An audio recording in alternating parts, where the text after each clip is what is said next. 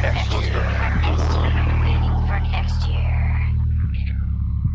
everybody, waitingfornextyear.com podcast. I once had an idea that I was going to get sponsored by an RV company, and Aaron Seacrest is here, and I'm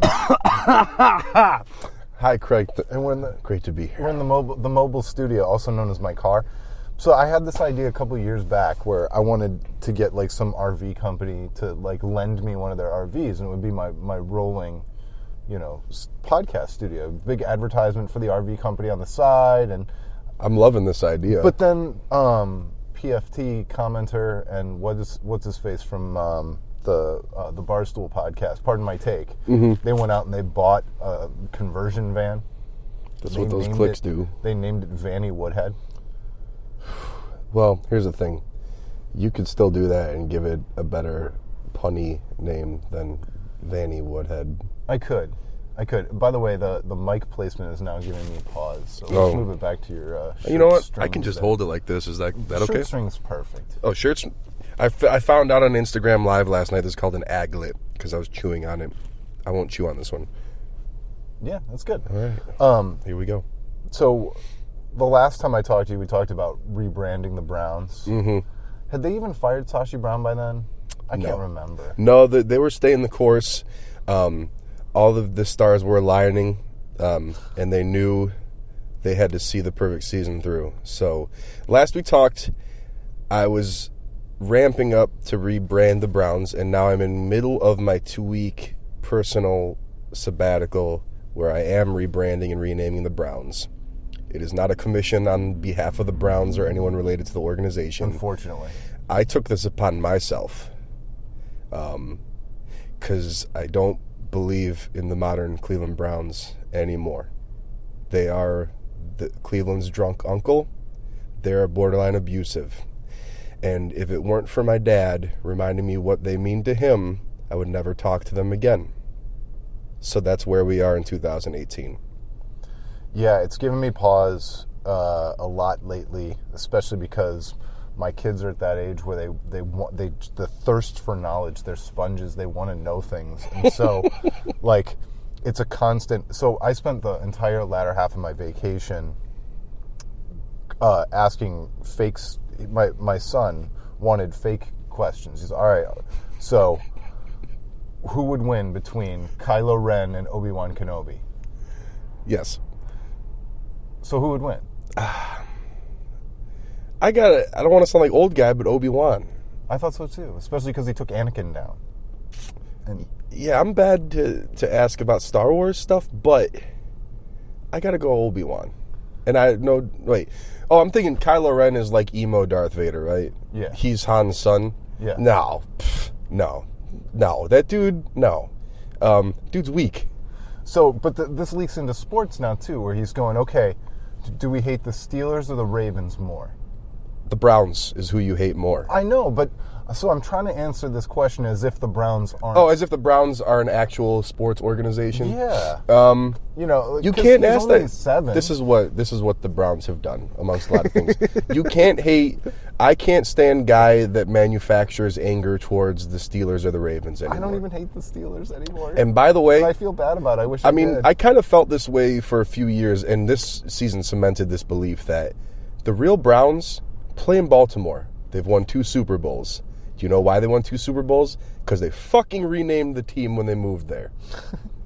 So that's what's up, angry Browns fan. You can get mad at people going to parades. You can get mad for people making 0-16 merchandise. But it doesn't change the fact that none of this created an 0-16 season. In a 1-31 double banger season created all of this. No, it feels like the same people who were mad about the parade are the same people who would be salty at media. Like, Mm-hmm.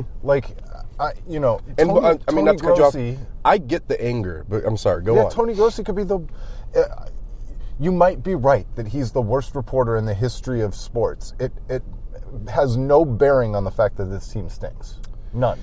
I'm a Grossi defender because Well, I feel like I was just saying hypothetically. Like it doesn't. It's like the writing doesn't create the reporting doesn't create the reality that it's reporting on. The poopla and the tweets and the social media jokes don't make 0-16 and 1-31 happen. It works the other way around. And that's the way I felt when I saw Joe Hayden's reaction too. I mean, he's entitled to his opinion too. What was his reaction? He just said that he's like, he gets it, or just that he didn't want to be a part of it, and he thinks it's kind of lame. The parade? Yeah. Yeah, why would he want to be a part of that? I don't, like, again, you can't, anybody going to the players and asking them these questions is nothing to do with them. It's not journalism, man. It's like, no, it's not their fault. It's not even, it's like, why would that, what kind of asshole would be like, yeah, I'll be at the parade. Like, yeah, I got paid to be on the Browns. I get it, but as a fan, my allegiance is to comedy and partying before it is ever to any sports team. Like, when the Cavs won Game 7, I was downtown partying my dick off. And if the Browns don't want to give me a Super Bowl, I'm going to find a way to have fun anyways. It's like, I'm not on the Browns. People on Twitter that are trying to divide the fan base or be divisive, they have no effect on the game. You may as well talk more about Star Wars because you have about as much control over that as you do, a fucking game that young men get paid a fair amount of money to play. I'm very annoyed that this has divided the fan base. I don't love that. But it's not. The Browns did it. Yeah, I know. There's just nothing anybody can do about anything, and I don't understand. I think everyone should just take a deep breath and enjoy. Like there's also this, and this is just me being on Twitter too much because maybe people feel differently about it. But on Twitter, there's this thing like I don't want the country to look at Cleveland as a joke, and I go, buddy, I got bad news for you. If you live your life worrying about what people in Peoria or San Francisco think about your city, either you work for the tourist bureau or you probably suffer from anxiety all the fucking time. This is straight back to what the Kyrie Irving conversation was about. When he started talking about Boston being a real live sports city, mm-hmm. I understood why some people were irritated by that, but I lived in Boston, and if you're 25 years old and you're a professional basketball player, you would rather be in a thriving city like that. Like, I don't care if he likes it here or not. I don't either. I understand that Boston and Cleveland are vastly different, and I understand that there's a type of person that wants more of that nightlife or more of that vibrant city where people but don't try and pretend that Cleveland's ever going to become Boston. It's never going to become New York, Cleveland. Chicago. We love it. I love it for what it is. Right. I don't want it to be anything different. I mean, here's the thing about Cleveland. I've lived here my whole life. I'm 38. No one's prouder to be a Clevelander for the very reason that when our sports team invariably shits the bed, we throw a fucking parade. Yeah. That's our identity. And you're not an asshole for hinging your emotions on an identity. Some guy literally just littered out of his car over there. But I can't escape the thought of that right now. You're not an asshole for hinging your emotions or your identity to these sports teams you spent your whole life rooting for. But for me, it's just I am an asset to this city. I'm a dickhead. I have a lot of fun. I believe that I bring things to this city and I focus on those things. And that's just a byproduct of doing things that I love. So I think a lot of people would behoove themselves to sort of adopt that mentality as opposed to worrying about whether or not Josh Rosen wants to come play in 2-degree Cleveland that's been through 62 quarterbacks in the last 20 years. I don't know. It's weird because the ecosystem of entertainment and sports needs the fan and the super fan and the hardcore fan. So I'm very careful. I don't want to dismiss that guy or that girl that, lives and dies by this team. I just have been of the mindset that your team is never going to be good. They're just not. I am like a dude that has had his heart broken so many times personally and with sports and everything else that I'm just like, you could start over. We could start over, start a new thing, rename it something. It's still going to play at Illuminating Company Field over on the lake. It'll be ours. But this sickness of clinging to the tradition of the Browns has to die. it's certainly, I don't know if it has to die. That's in my opinion. But no, and I respect your opinion. I think it has changed. I think it will never come back, even if the Browns do turn it around with John Dorsey and these picks. And they become that playoff team. It's not going to be 1987. It's not going to be 1986. No. It's not going to be Bernie Kosar. And this was part of the identity crisis that I felt like we had as Browns fans when we got the team back in '99, that a lot of things changed between the last season in Cleveland and when the inaugural season in '99 occurred. Mm-hmm. And we were like this anachronism in the NFL where we had not... We were still going to party and tailgate just like it was 1987, 1988. Times change, and it's just, here's how I would love to be proven wrong. The Browns go win the Super Bowl next season. If they do that, I will go and buy Josh Rosen Browns jersey, as terrible looking as I think they are. I'll buy it and I'll wear it. I would love to be proven wrong on this, but I won't. I mean, it's just, they're never going to be good. They're just not. I mean, they certainly seem to be doubling down on their mistakes. They have no choice at this point because the mistakes, they're digging themselves out from like firing 4 GMs ago or firing 3, I called it the ghost of Rob Chudzinski. That was like 7 coaches ago, man. Like, we're talking about giving Shermer another go-round, and that's not the saddest notion. The saddest notion is he's not even closest to the worst coach we've had since 1999. Yeah. And Romeo Crennel's year with Mo Carthon as his offensive coordinator, giving him a run for his money. I'm reticent to shit on Romeo just because he seemed so affable. He just seemed so I was like, man, this guy just kind of seems cool, and I loved him too. He made 4 and 12 very warm and welcoming.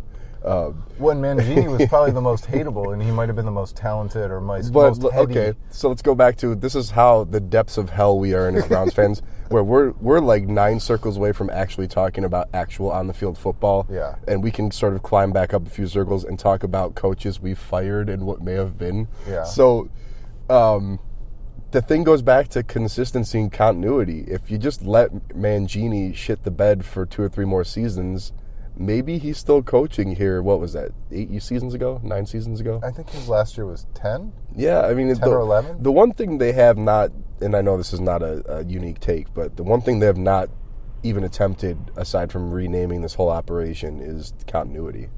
No, and that's the thing that I like. The one thing I'm holding on to is if you really look at it from 10,000 feet, they fired Sashi Brown, and they replaced him with John Dorsey, and they just added another person until such time... Alonzo Highsmith, right? Yeah. He was hard. Yes, he was. The U. I like that, But until such time as they start firing Andrew Berry, Dee Podesta, and everybody else, this shockingly looks like continuity. They replaced one guy. No, and a guy who probably was never qualified for his job to begin with. This is what I was thinking of yesterday, because I've had a lot of time to myself. I'm so codependent. Listen to me. Yeah. I'm trying to figure out ways. What I want is a survey of other cities where you go around and you talk to their top bloggers and journalists and stuff, and you go, name 3 people on the scouting staff of your football team. They can't. I mean, you couldn't do it. I don't believe they could. I think I brought this up the last time we talked, but there was a guy, John, at our site who no longer writes for us consistently. Retired blogger. This is the best kind of blogger. Is that how old we are, man? Yeah, I know. Oh, man. Okay, I love it. But he always said, because he's from St. Louis originally, and he was saying that he thought it was unique to Cleveland how obsessed we were with our own owners. Yeah. What else? Like, other cities don't care this much about ownership. No, because what else do we have to focus on? We don't have a superstar quarterback. Okay, we should really be making more of a big deal about Joe Thomas playing 10,000 straight snaps. I think that is the unfortunate. That's maybe the real on-field tragedy of the whole thing, is that we don't even talk about that. That's an unreal feat. But beyond that, what are you going to talk about? Duke Johnson plays hard as shit. He sure does. Dude deserves to play for a real football team.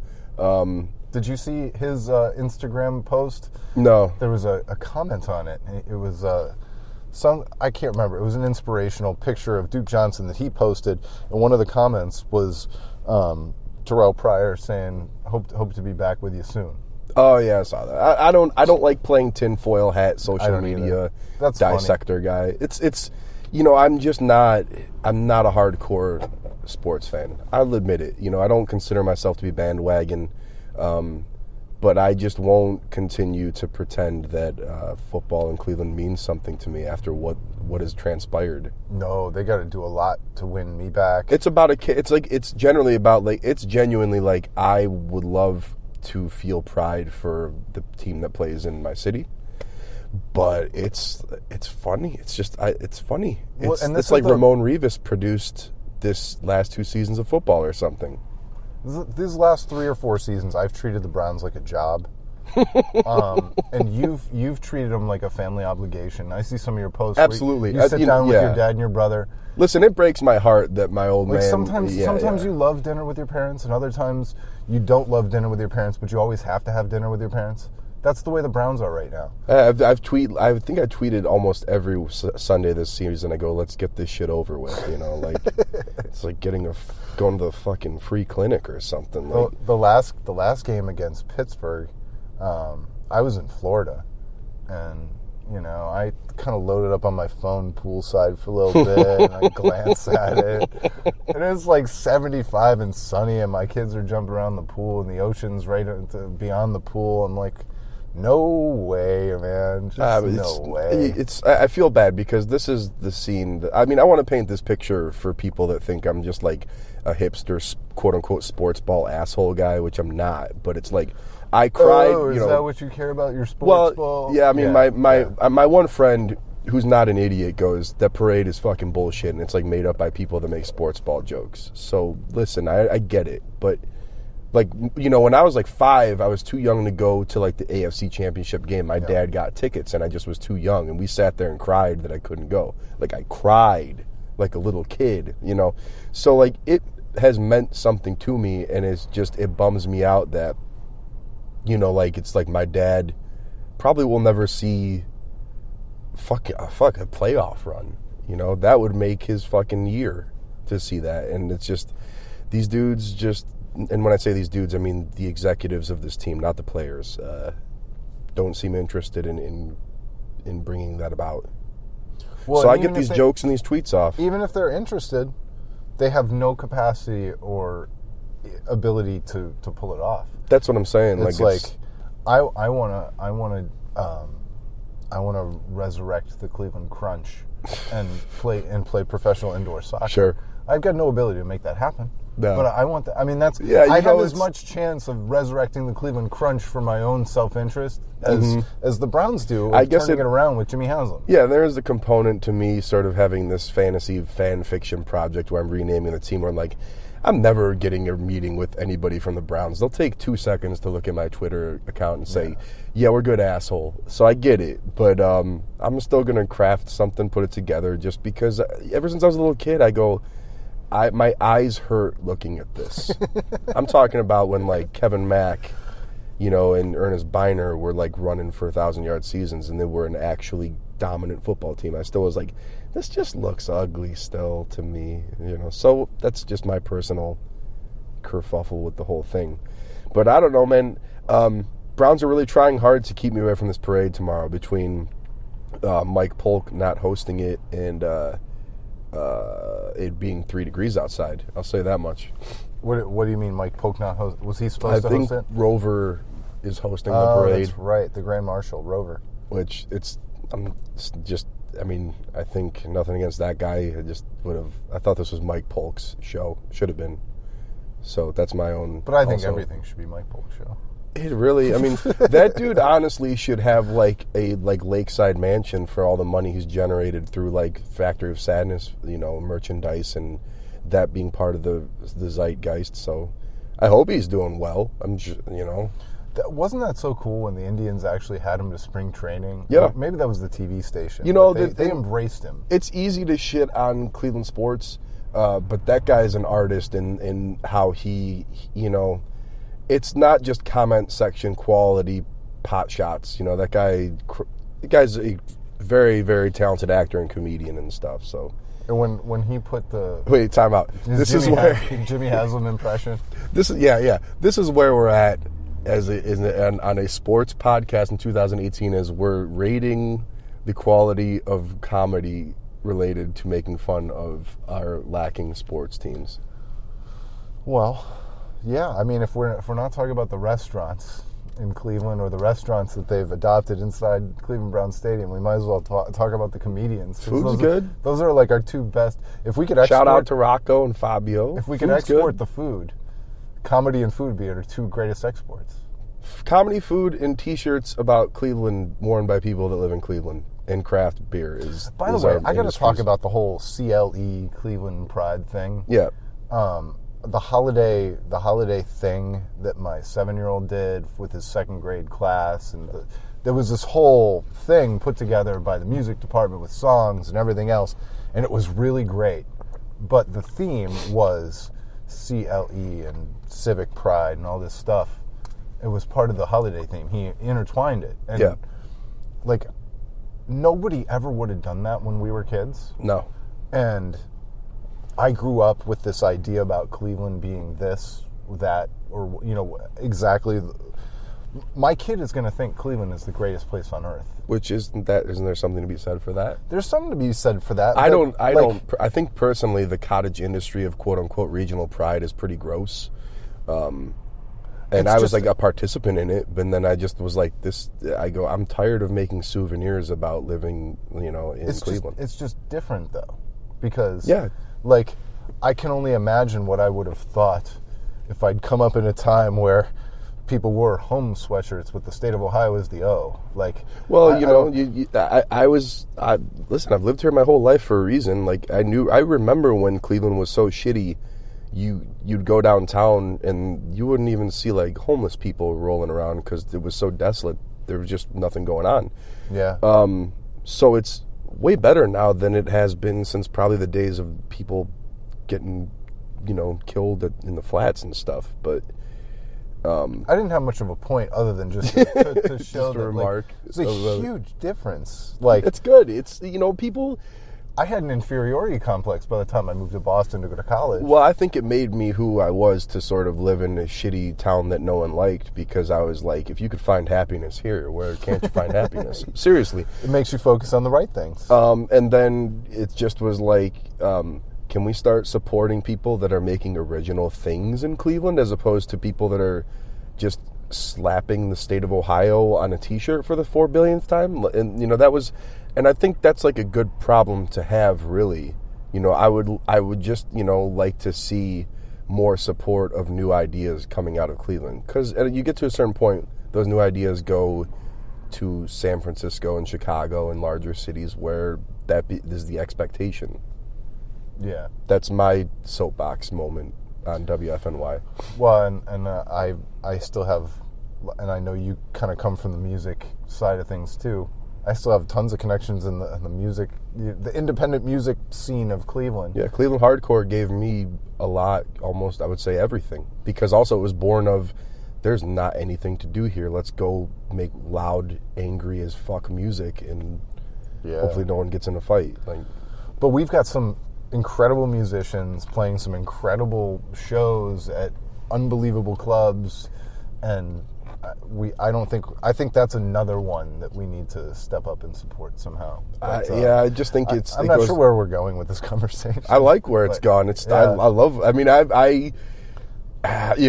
just before I came out, Jordan Zerm tweeted about the rumors the Browns did not, the Patriots did not want to do business with the Browns about Jimmy Garoppolo, and I go, are you fucking surprised? I go, I get it. It's your job to tweet about this, and I love Jordan, but it's like every single thing he tweets in disbelief about the Browns, I go, oh, word? That's crazy, Did you see the Sashi Brown protectorate victory laps that once that article came out saying that the Patriots only tried to trade him to one team, they're like, see, it wasn't the Harvard guy's fault. It was never the Harvard guy's fault. No, it's the team that put a Harvard guy in charge of everything's fault. It goes back to my thing where it's like, you can't even blame the losing on just Jimmy Haslam, it's just such a mountain of bad decisions, and it's the whole thing. Everybody's looking for like patient zero. Yeah, there's 1,475 bodies. Right. It's, I mean, I don't understand the business or the game of football nearly expertly enough to comment any further about it, but I'm just not surprised about anything to do with this team. And I'll say it again, I hope I'm proven wrong next season. I hope this team goes 10-6. I don't want the Browns to be shitty. No. I just kind of have seen this movie before 3,000 times. Yeah, and John Dorsey, we part of our problem is having that savior complex, and the savior complex also means that we're always looking for that one person to blame. Yeah, I think we're looking for the demon. There's a real desperation to everything the Browns do, down to like who just got hired as the head of accounts payable department, like, and it's like you just go to Pittsburgh and they're like, yeah, why are you making such a big deal about who the GM is? Like when's the draft again? We don't, like, we know when week 1 is. Like, I'm getting the douche chills from myself because I made such a big deal when Alex Shiner got hired. How many GMs ago was that? Was he even a GM? He is a president. I think like in a long enough timeline, you and I are going to work for the Browns in the front office. I think it's coming. I think like 10 or 15 years from now, I think it's going to be like President Craig Lindell and VP of Branding Operations Aaron Seacrest, It'll be really ironic when we clean house. Yeah. I mean, and look, I don't analogize pro sports to the everyday man's work life because it's just not the same thing. But it's I do. Not for players. For money, it's just for like everybody else, though. It's like if I got like a gig where I'm like, yo, you fuck up and you get fired, you're out of here with a check for $8 million. And I'd be like, well, that kind of takes like some of the urgency out of everything, doesn't it? Like, yeah, I mean, we all have an ego, but at the same time, if you walk away with $17, $18 million and you're Ray Farmer, do you really care? The greatest. I mean, it's the greatest shit ever from a money Mike standpoint. Patton made $25 million, I think. He's worth it. He's nice. You seem nice. You know what he's doing now? He's basically an intern in Seattle. He's learning a new defensive system in Seattle. And that's what I'm saying. Like it's just a weird world that you can't. It's unlike anything I, or the average fan's gonna ever really understand how it works. George Kokinis was let go by the Browns. That was part of 17 the Mangini thing. 17 GMs ago, I think. Yeah. But he was let go under the shroud of lots of accusations that he should have been fired with cause. And I won't get into it, but no one seems to want to get into it. And I don't know what the story is. I just know it's like... That dude's never missed an actual paycheck, though, because he got fired here. Mm-hmm. They brought him back with the Ravens in some kind of a mysterious lesser role. Yeah. Nobody ever misses a paycheck. No one's like, there's no broke ass executives. It just doesn't, it's not like the music industry where there's hard times ahead for like a dude, that used to be the head of scouting for the Kansas City Chiefs or something. Yeah, there are a million A&R folks who haven't rubbed two nickels together in 10 years. Yeah, man, it's weird. That doesn't happen in football. I mean, and look, I don't like playing that game because I don't. Capitalism, I'm not, and this is going to sound like I'm getting into a bigger subject, I'm not, but capitalism isn't fair. It's just, get your money. And if you can get your money and you're not doing it at the expense of other people's health or well-being, can go with God about it. I don't know. I draw hot dogs for a living in my sweatpants, so I would be thrilled if someone goes, if you fuck this drawing up, you're out of here with a check for $7 million. Okay. Go ahead and make fun of Mike Brown. Don't hate the player, hate the game. For getting fired by the Cavs twice. It's just not like, it's not reality. It's just made not. $50 million. So what?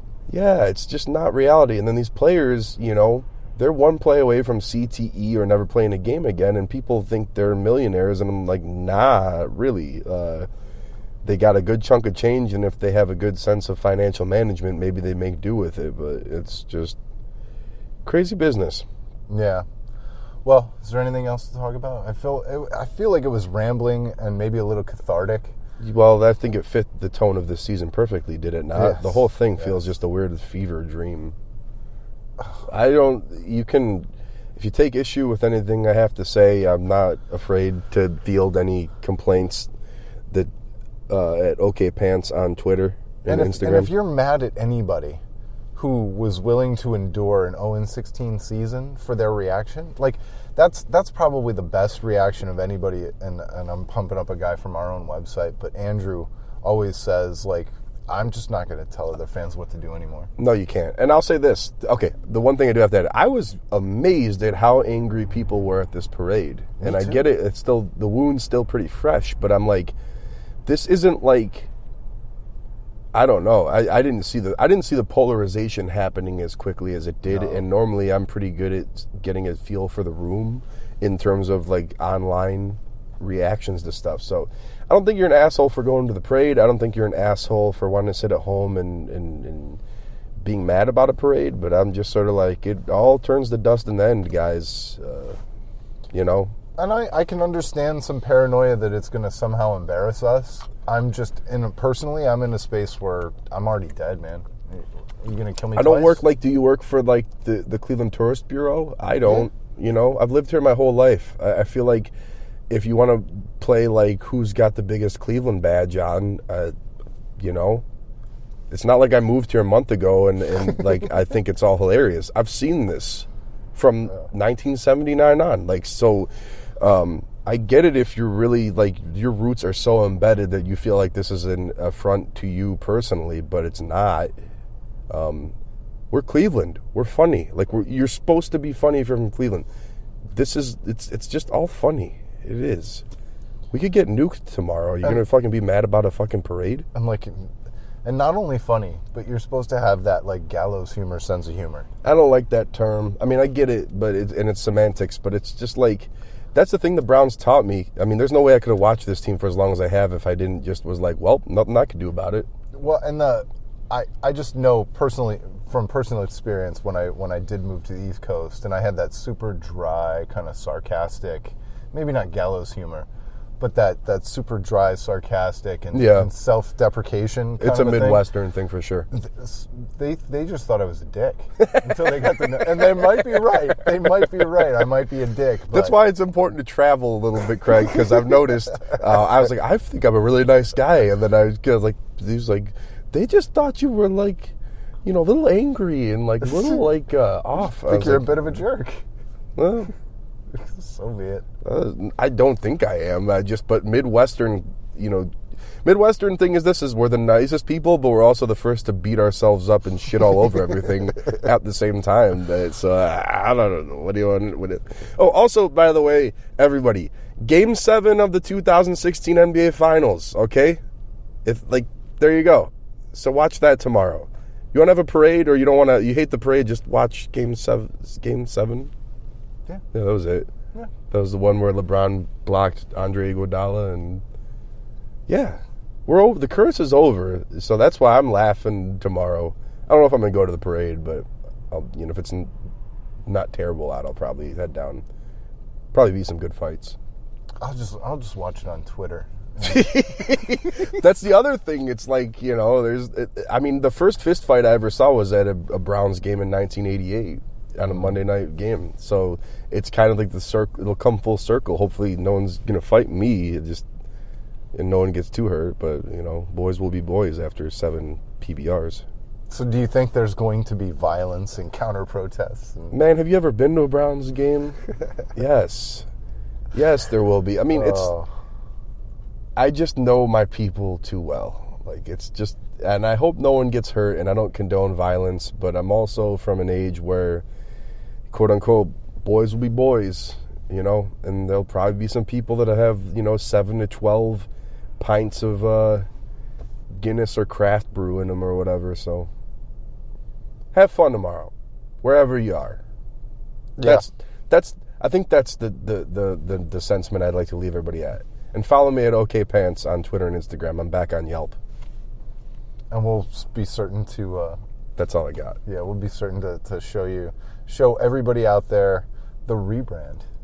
Yeah, and I'm very excited. I'll be unveiling that later next week or the following week. So that's actually, I suck at promotion, Craig. That's actually the good reason, because I actually do design and artwork that's worth looking at. So, yeah, I'm rebranding the Browns. I'm renaming them. Take a look. And even if you don't like a rebrand, the idea of a rebrand, if you like the work, you can consider hiring. Jump right in those comments, man. I got thick hide. I don't care. If you need pictures of hot dogs drawn by somebody in sweatpants. I love that understanding how running a business, I go, follow me on social media. I'm back on Yelp trolling businesses, and you're like, also you can show like your artwork that you make a living doing. And that was the second thing I thought about. I don't even know what this means, but it's very on-brand. Yeah. It's a fucking odyssey, my man. Okay Pants, Twitter, Instagram. Give me a follow. It's not boring. I will leave it at that. So that's all I got. Thank you very much for having me, Craig. All right. Until next time, everybody, thanks for listening. It's been the waitingfornextyear.com podcast.